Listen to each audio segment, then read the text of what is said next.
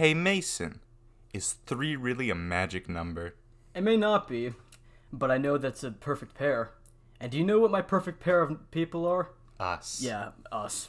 Let's do this. We're back. It's 2020. Coppa's here. We are children's content. First video of the decade, wow. Yes. We're not children's content. We're still gonna try to not swear, but we're edgy teenagers, so who knows? Something might happen. We're going to talk about Blind Melon. Blind Melon's great. And if you don't know who Blind Melon are, I sort of don't blame you. I also feel bad for you. Because, a lot of people kind of saw Blind Melon as this, one-hit wonder band because of No Rain. They toured with Guns N' Roses once, and they were like, wow, it's probably going to be Guns N' Roses knockoff. They also toured with Soundgarden as well that one time. Yeah. But they're not a, what's it called? Guns N' Roses knockoff. You're not Axl Rose. Shut up. Blind Melon, when it comes to their sound, was more of a kind of a throwback band that kind of sounds like a 60s, 70s retro rock band, you know? It's great, though. It's great sound. It really reminds me of bands like Leonard Skinner. It kind of has that, what else does it sound like besides Leonard Skinner? It also sounds a lot like modern bands with some songs. Like, if you ever listen to Time, you obviously think, wow, this fits great in a commercial or movie trailer. But no, it was made a while back.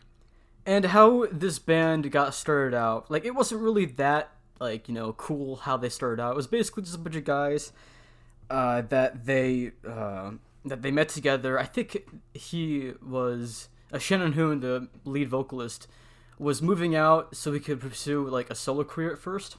Yeah. And this was also the time where he was writing a lot of material that would later be on their self-titled album, which was, Change and No Rain. And yeah, No Rain was written way before Blind Melon was even also No Rain thing. No Rain wasn't completely written by him. It was also written by their bassist slight bit, which is fun fact. Their bassist was a good writer. And the reason why they're called Blind Melon is because the band name came from a nickname of Mississippi hippies, and the 1920s blues artist Blind Melon Jefferson mixed in with the Cheech and Chong character Blind Melon Chitlin. I have no idea what those are. I have a feeling those are I think Blind Melon Jefferson was an artist, and Cheech and Chong was a comedy duo, I think. Cheech and Chong? Yeah. Are they the Marx Brothers, but for Japanese people? I have no idea. It's weird. Well, anyway, their history is cool and all, but we need to get right into the meat of it. The music, the sweet melony juices of their first self-titled album. Yeah, that was released back in 1992. What do you think of it? It was really good. Damn. I think it's their second best album. It's pretty good. I would say that some of the songs are a little repetitive, and that's a big theme when it comes to Blind Melon, but besides that, it's pretty good.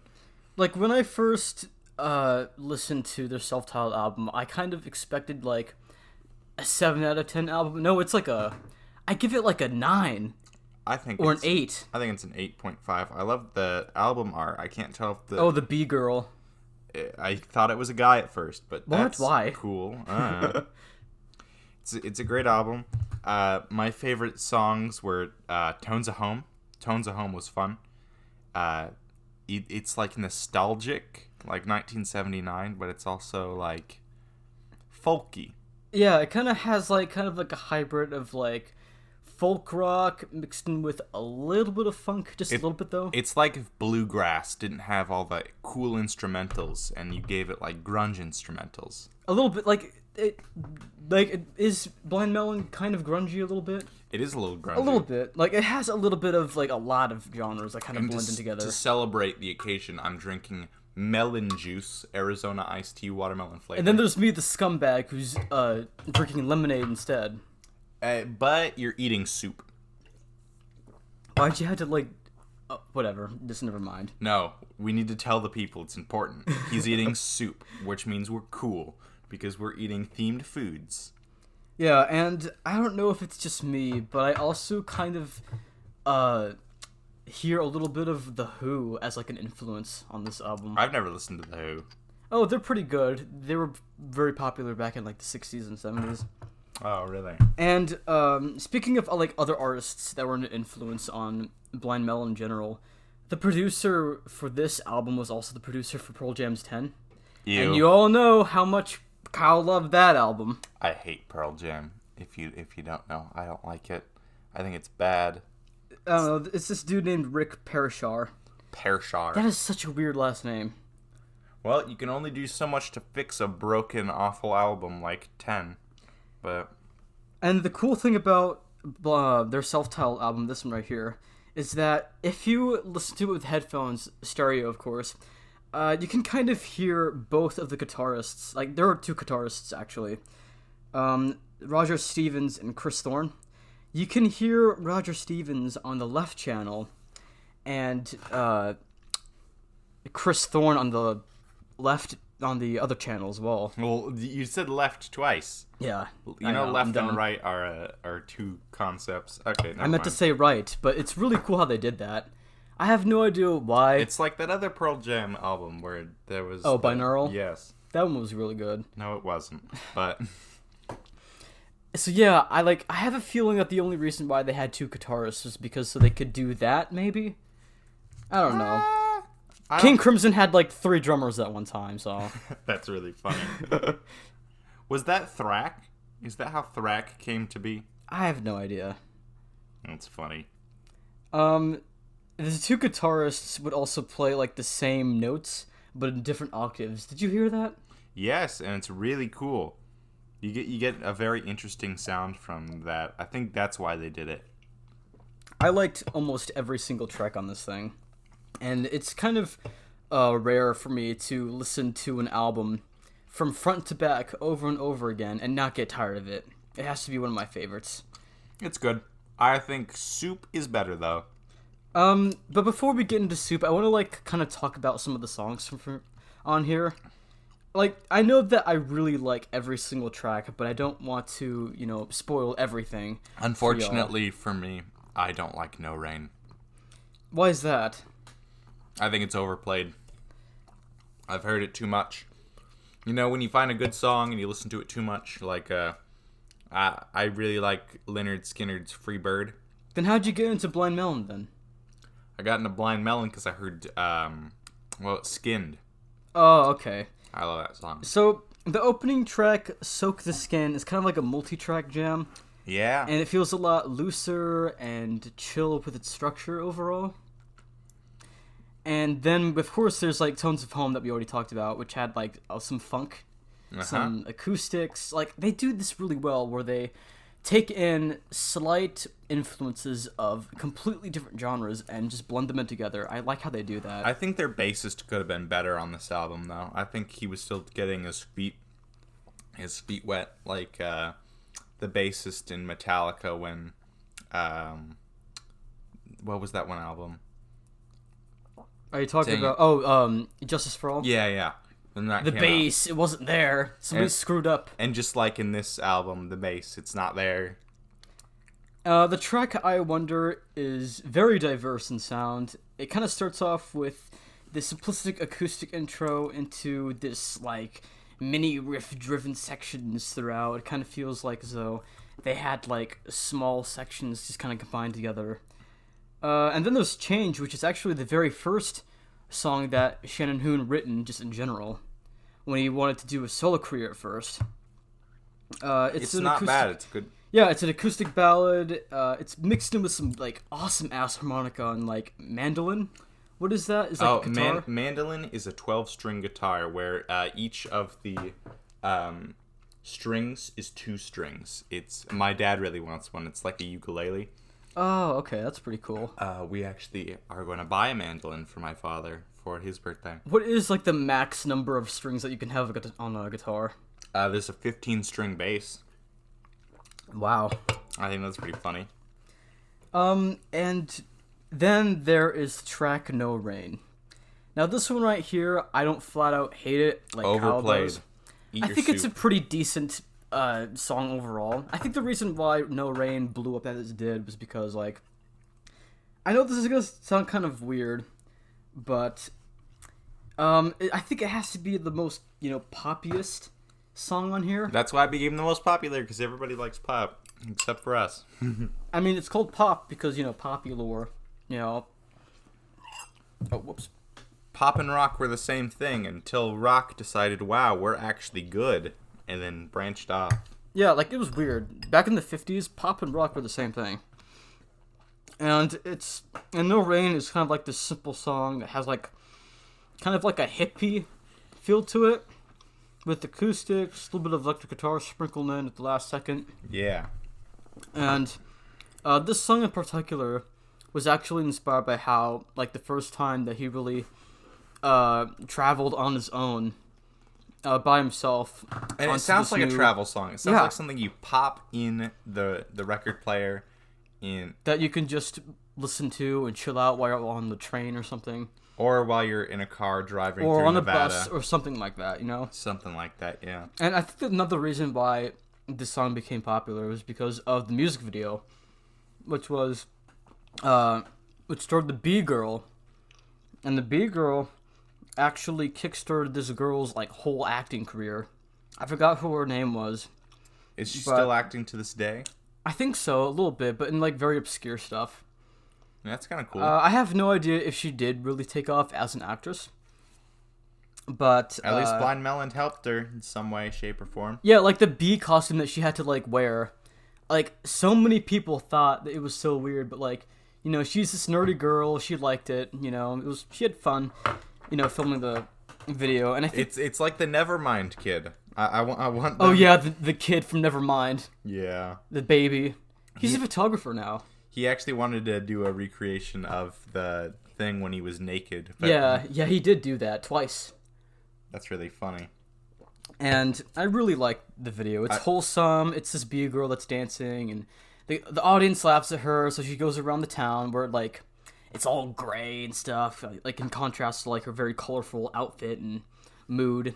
She dances for a guy, and then she finds this, this mansion with a bunch of bee people, and she dances with them, and she's all like, look, this is where the place I finally belong to, I don't usually watch the music videos, so I didn't know any of this. The music videos are optional. You don't have to, like, watch all of them, but I did. I only watched all the music videos when it came to Red Hot Chili Peppers, our first episode. And then there are a few more songs that I want to talk about, and then we'll get into their next one. Sleepy House, again, has some howling vocals that you can hear from Moon that are kind of reminiscent of Eddie Vedder a little bit. I know that sounds weird, Kyle. I know. Disgusting. Just a little bit. Just slightly. Disgusting. Like 2% of Eddie Vedder influence on here. Please don't dislike the video because I don't like Eddie Vedder. It's just a personal thing. Mason loves Eddie Vedder. You like Eddie Vedder. I like Pearl Jam. But he kind of sounds like Eddie Vedder, but, like, without the southern accent. Yeah. And you can even hear some, like, violins during the intro and outro on this as well. Let's talk about my favorite song, Time. Ooh, this one is a good one. I can't do it, but he howls like a dog. I think it's funny. I think it'd be imagine this song playing during a very cheesy trailer to a movie. Like a B movie or what? Yeah. Like, we have to trek across the wasteland, but we don't like each other. But then we grow to love each other a lot. Isn't that like every single Pixar film ever? Yeah.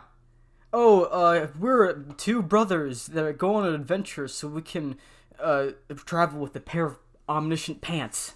Yeah. Yeah, that's Pixar's newest film, Onward.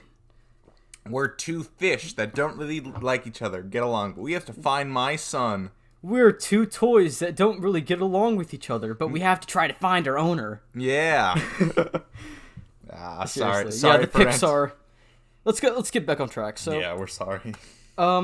Another song that I like is Paper Scratcher. It's a little bit more upbeat and faster in tempo compared to a lot of other songs on here, especially with the main riffs.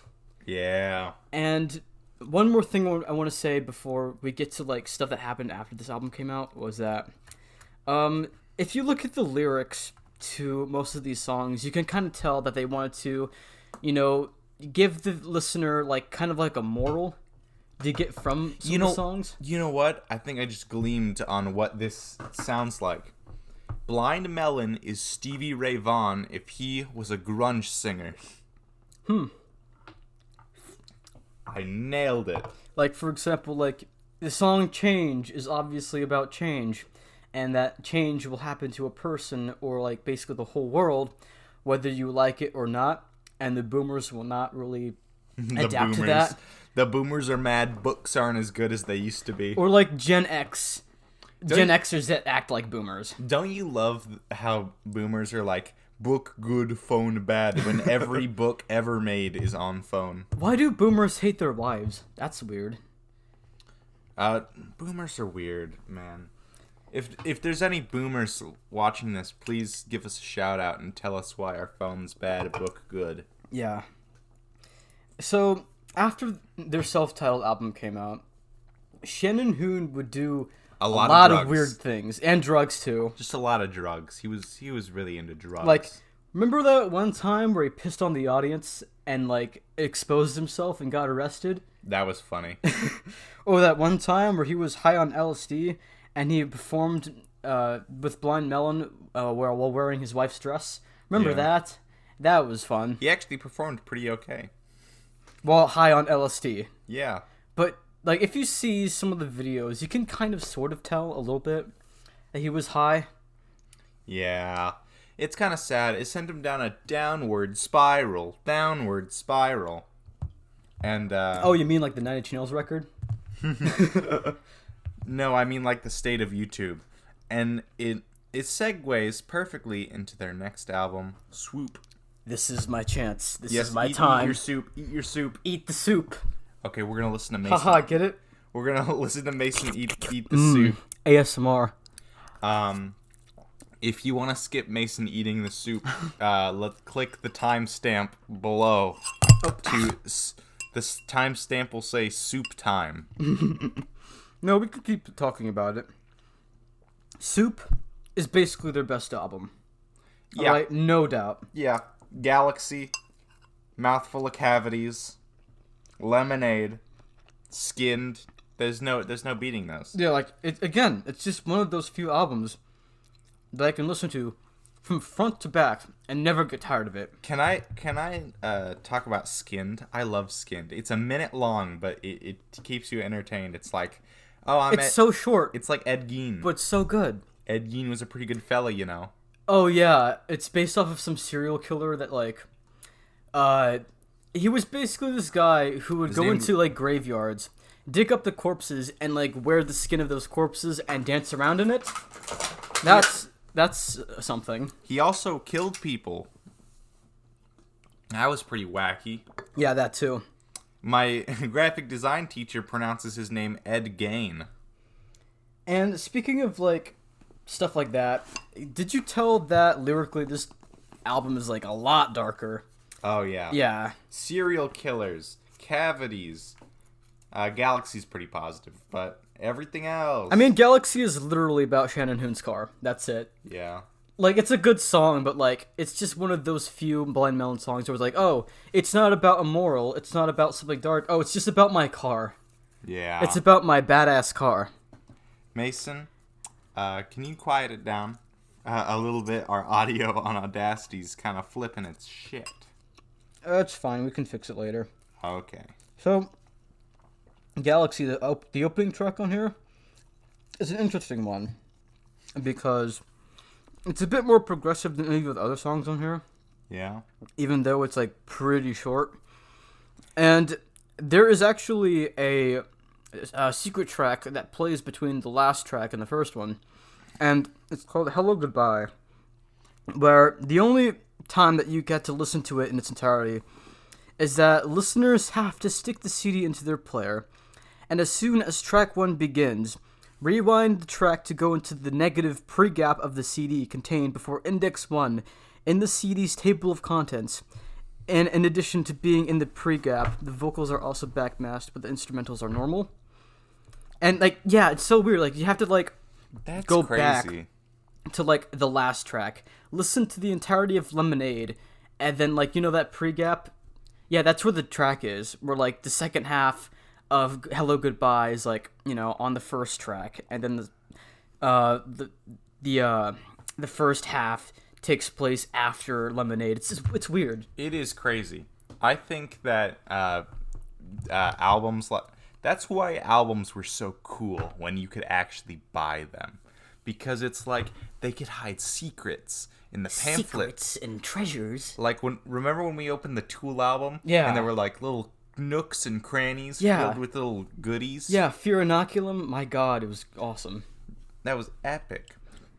And speaking of albums, for Christmas I got Mason so we went to Comic-Con once and he bought a Rush album that he couldn't play. No, you couldn't play it because it was like an artwork. It was just stupid art, and I was like, wow, that's really stupid. Like, it's like the artwork for 2112, like, spray painted on there, and the vinyl itself wasn't even, like, Rush. It was, like, some, like, weird R&B group. So I bullied him about it the whole day, and then I bought him... Bullied, quote-unquote.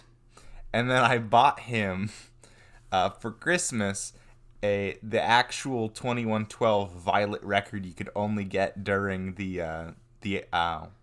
while you were there during I the knew concert. that I could not beat that, so what I got him for Christmas was... He got me Shrek by William Steig. Oh, yeah, the original Shrek book. He has laser eyes.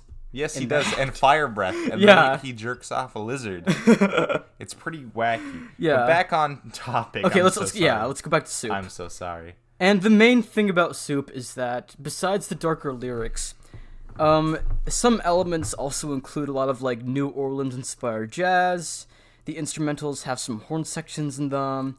And, of course, there's, like, a lot more, like, instruments that I didn't use all that much in the last album, like the mandolin and the banjo. See, the mandolin's a great instrument. I've played one before, actually. And if you ever hear that noise of, like, a guitar that's really airy and light, but it's not a ukulele, because it has, it's got more of a feel to it, that's mandolin. You can substitute it for ukulele and guitar, because if you play the lower frets, it's got a really airy feel, and if you play the higher frets, you're actually going to get something closer to what a uke would sound like. So if, when listening to these songs by Blind Melon, if you ever hear that sound, it's mandolin, and mandolins are great. And speaking of banjos, the only reason why Skinned even existed is because he tried to find a way that he could use his banjo. It's like, oh, I'll just make a song, this goofy song about a serial killer, because I want to use my banjo, because it's a banjos sound goofy by... It's like aqueous transmission. By nature. What was his name? The guy from Incubus had to have a reason to use that one instrument he got. That one Japanese instrument that I forgot. It's like that. And then there's the track 2x4, which is one of those tracks that tells you that they were definitely inspired by Led Zeppelin. Oh, yeah. Yeah, because it, like... the screeching guitars and the odd time signatures, and he's like, 1, 2, bye, 1, and then he screams 2, bye, and like building up 4, the screeching guitars. I love it. It's great. Mason kind of butchered that, but you get the you get the idea. And then there is Car Seat God's Presence that are split into 2 segments. And the first segment involves a little more instrumentals with a little bit of violin and some, like, weird percussion. And do you know what the song is about? It's about this one incident that happened during the recording of this album where this mom basically drowned her 2 sons, both 3 years old and, like, another one that was, like, 10 years old. Wow, what an asshole. And, like, she drove, like, her car into a lake and drowned them both. Meanwhile, she just went out of the window and just ran away. That reminds me of that one South Park episode where they tried to do that to Butters.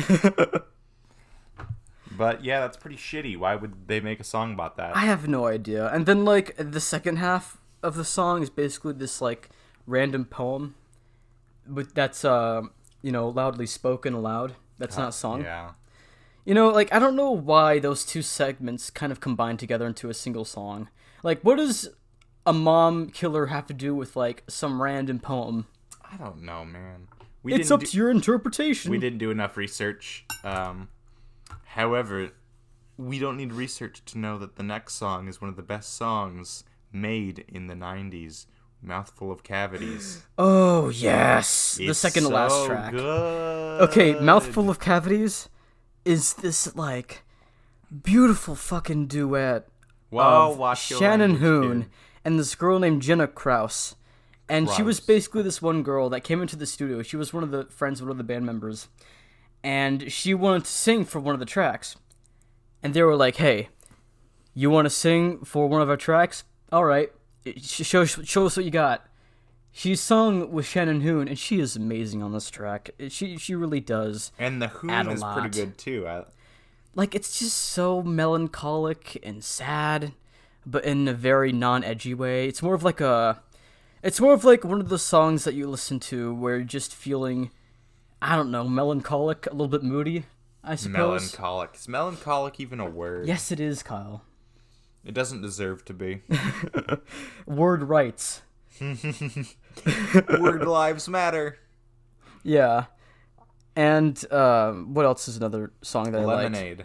Oh, Lemonade. Isn't this about like a bar fight? Yeah. Yeah. Like, I don't know why Mouthful of Cavities And wasn't guess the what? closing Mason's track. drinking. Oh, I did not even plan to do that. Like, I just got, like, some lemonade because I was craving some I didn't do this because one of the tracks was called Lemonade. God damn it. I thought you did. See, it all wraps around full circle. That's mogul moves. Oh my god. Yeah. Lemonade's a great song, though. You can really hear the guitars in this one. And you know the guy on the cover, right? Yeah. That's the producer of this album, which is, his name's Andy Wallace. Eating soup. Yeah, eating some soup, some alphabet soup, and you can see the text Blind Melon inside that soup. Yep. Now, do you want to move on from soup?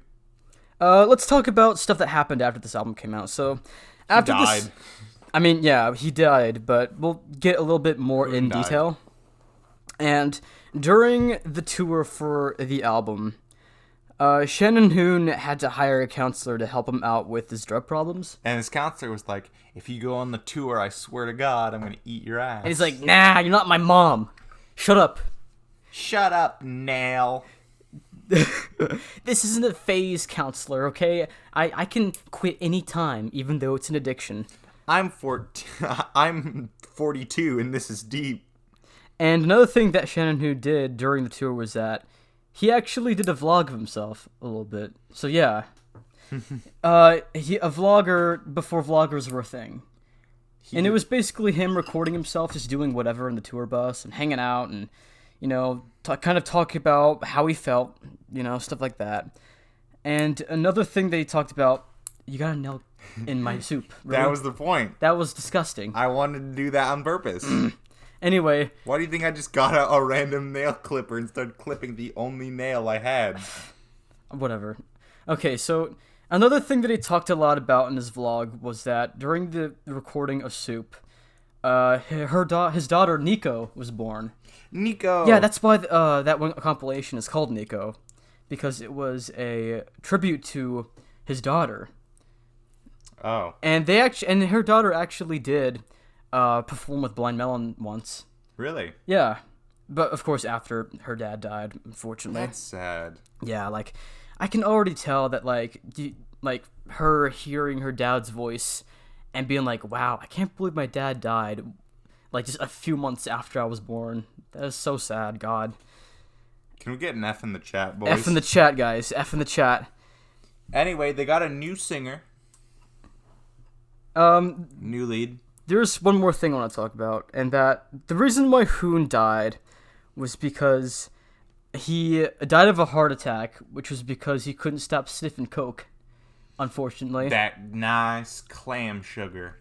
And Nose clams. And after that happened, they had to cancel the entire tour. You know, everything's fucked. And they had to basically scramble to try to find a new lead singer. And they couldn't do that. They couldn't find a person that had that same feeling that Hoon's voice portrayed in their first album.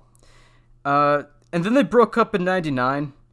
Christopher Thorne, the rhythm guitarist, and Brad Smith, the bassist, would go on and join a band called Unified Theory, and, you know, they kind of disbanded for a little while until 2007, where they regrouped again with a new guy named Travis Warren. What do you think about this guy? Travis Warren, I like his voice. I think it's better than Hoon's, but I think it doesn't have the same power that Hoon's did. Yeah, I kind of liked Hoon's better, but he's still a pretty decent vocalist. Hoon was a better songwriter, definitely, because the songs on the later album would become more uninspired. Yeah, so 2008's For My Friends. I actually just listened to this 10 minutes ago, like in its entirety. I don't have that many thoughts on it, other than it's repetitive at points, but it's good. I think it would do good on a road trip. Yeah, it's like a really good road trip album to listen to. Do you have any songs that stood out to you? Because I didn't really have any. Yeah, there were a few songs that I really liked. But one thing that I don't like about this album is that some of the lyrics can be extremely cheesy at times. Oh, yeah. Remember the one where he's just like, ow, ouch, Ouch, ouch, oof, ouchie. oof, my bones. Is that meme dead? No. Yes, it is. Oh. It is dead. And It's 2020, Mason. We can't do oof, man. We're boomers. And it's an alright record. The band seemed to kind of be a little bit lost at first as to how they'll return after their first breakup. And they didn't really know how they'll sound, so they kind of took it the safe route for this one. It's not as experimental as Soup. It's not as emotional as their self-titled album. But it's still pretty alright. The lyrics compared to Hoon's, again, are very cliche and, cheesy. Like, for example, there's this one time where he keeps on saying, get caught in a shitstorm on sometimes, or, where he says, it starts to hurt, it hurts so bad that it starts to burn, or, on the title track where he says, we gotta put our memories in a bag and save them later, or something. Yeah. It's just really cheesy. I think that they'll do better on their next album because they've had more time to feel out how they work as a team. A lot of time. A lot of time. How many years between 2008 and 2020? 8 and 2020. Just subtract 8 from 20. 12. Yeah. I just suck at math, okay? It's fine, Mason. I can be your calculator. And even though the lyrics are kind of cheesy, how it sounds is pretty good. Most of the original band members are still around. The title track, it's a pretty simplistic song, talking about, all the memories during your childhood and stuff, and thinking of the good old days and being nostalgic. Back in my day. Do you think nostalgia is a bad thing or no? I think it's a good thing. Although it does kind of blind you into thinking that something is alright, perfect, Well, maybe that's a good thing for the people who do think it's perfect, because at least they can enjoy it. Yeah. Or what's another song that has a moral that they tried to do with their self-titled but just ended up feeling really shallow is the track Sometimes, where it kind of talks about, getting caught in the shitstorm and kind of tackles the subject of false friends who only hang out with you for their own personal gain. You can also hear some pianos on here, which you don't really hear all that often in Blind Melon songs, which is basically them trying something new, I guess, but there's not enough of that on here. Yeah. And then there's the lead single, Wishing Well, and it's a little bit heavier for Blind Melon standards, of course. Especially near the bridge with its guitar solo. The video for this one, it's kind of weird that they only made a single video for My Friends. Meanwhile, they had 4 videos for both Soup and their self-titled album each. Well, remember, they're still discovering themselves. They just hit band puberty because of their new vocalist. The music videos used to be so creative. Have you seen the music video for Change? I have not. It's basically Shannon Hoon and the band members being in paint. You can see the thumbnail right now for Change. Being in paint? Yeah, just their body just covered with paint. And Shannon Hoon on a throne petting a dog that's made out of glass. Or the video for Toes Across the Floor, where you see this guy in the room, like he's sleeping, and he wakes up because there's a fire at the other end of the room. So he's like running towards that fire in slow motion while the band plays in his room, and like he has to like go through a bunch of obstacles. Like for example, oh no, I tripped over I tripped over a carpet. Oh no, a bunch of guys are coming into my room and I have to like bump into them. And then he takes out the fire that's in his kitchen, and then he turns around and another fire starts in his bed. That's for no reason. This sounds weird. Yeah. It's deep because it's a metaphor for life, because every fire you extinguish, another problem happens. Yeah, it's deep and stuff. I'm 14 and this is deep. Yeah, so their newer music video didn't really do that much of like the whole moral stuff, which is fine. They didn't take themselves too seriously. What else? Tumbling Down. Remember when we said that he stubbed his toe? Yeah. Ow! Oh! Ooh, like you can see, like they can hear him like do these like weird noises. Like I know he was trying to do like the whole "ow" sort of thing, but just "ow." It sounds weird.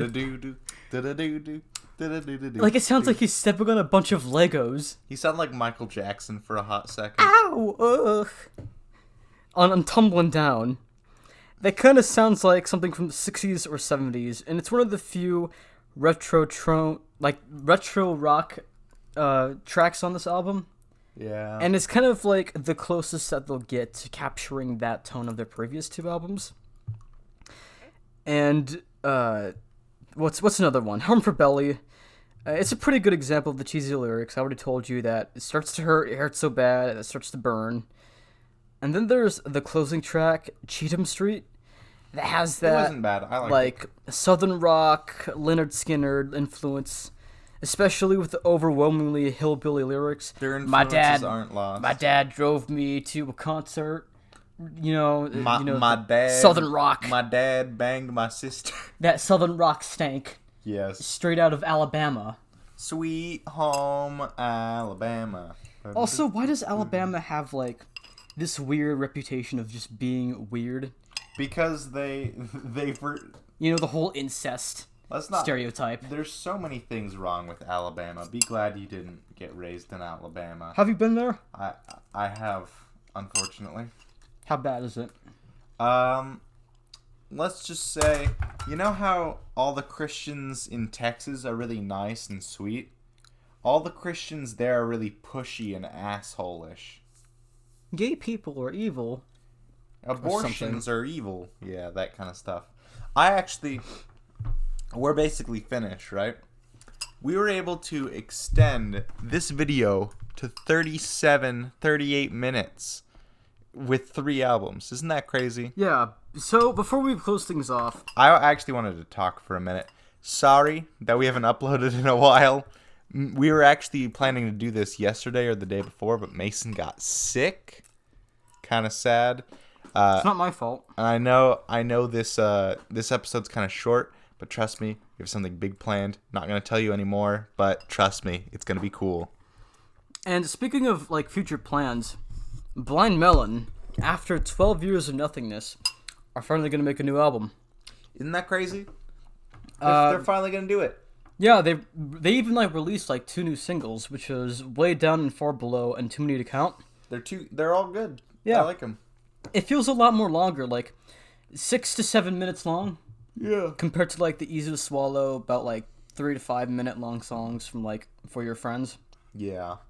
And I actually like Too Many to Count better than Way Down and Far Below. Because if you see like the single art, I have a feeling that they're going to kind of sort of go back to like the darker lyricism of Soup. So it's going to be the Soup of like the seriously, new album. If you look at the single art, Way Down and Far Below has this like hawk that just killed like another bird. If you could like kind of look a little bit. Bird domination. And then you see like a bunch of like a pile of like crow corpses on Too Many to Count. Damn, they're really into bird skeletons. This ain't Crystal. Get out of here.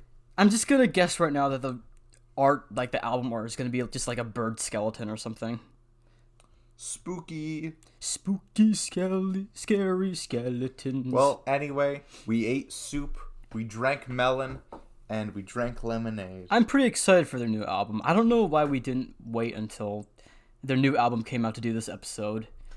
Well, we just need something short and digestible to splice up the ungodly task of what we're doing next. Oh, yeah. We won't tell you anything, audience, but it's going to be great. By the way, in case YouTube collapses, we're moving to Spotify and other places. So in a couple weeks or months... I finally managed to find an RSS for Discography Drama, so yay me. You can look for us there. Our next video, we'll probably either post it in the description if we get it out by that time, or if it's not out by then, look in the next video. Gonna be great. We've got a lot of plans for the future. We'll upload more, hopefully. Don't blame me, Carl, okay? And we'll see all you guys later. Goodbye. Happy New Year's. Happy New Year's 2020. This decade is gonna be so weird. I can already tell. Oh, it's amazing.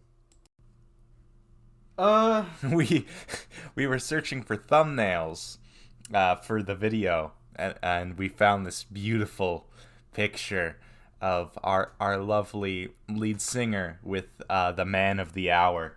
Oh yeah. It's okay. Artificial anthropomorphic Cheeto Man. No matter what you think about politics, this is just hilarious, and we had to add it in. It's just so funny. It was such a shock. What pals? What? What BFFs? Best friends for life. Okay, we're gonna actually go now. Yeah, goodbye.